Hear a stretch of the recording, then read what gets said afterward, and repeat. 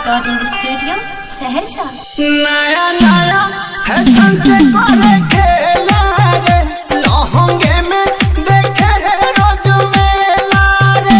नया नया फैशन से करे खेला रे, लहंगे में देखे रोज मेला रे। बुझे ना दो खोली के हु करे झमेला रे।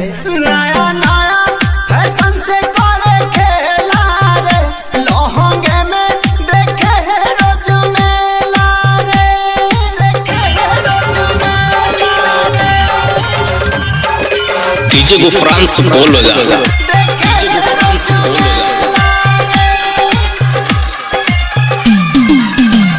तोंगे बानी हम ओकर व्यवहार से सखी, रोज लिंक करे चोली के आधार से सखी। रोजे रोजे रोजे रोजे ओही में मारे हेला रे, लहंगे में देखे रोज मेला रे।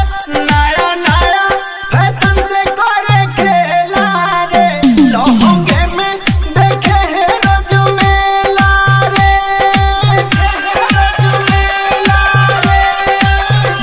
उल्टा सीधा के नक्शन रोजे रोज जोर के मजा मारे ला भतार हमर साँझ भोर के। दिन रात नहीं ही वो बुझेला रे, लहंगे में देखे रोज मेला रे, देखे रोज मेला रे। डीजे गुफरान सुपौल बजा, डीजे गुफरान सुपौल बजा।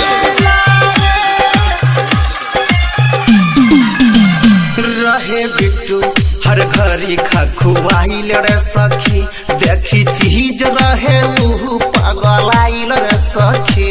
ओजे प्रकाश बबुआ राहुल देखी के खूब हंसेला रे, लहंगे में देखे रोज मेला रे। बुझे ना दुख खोली के हु करे झमेला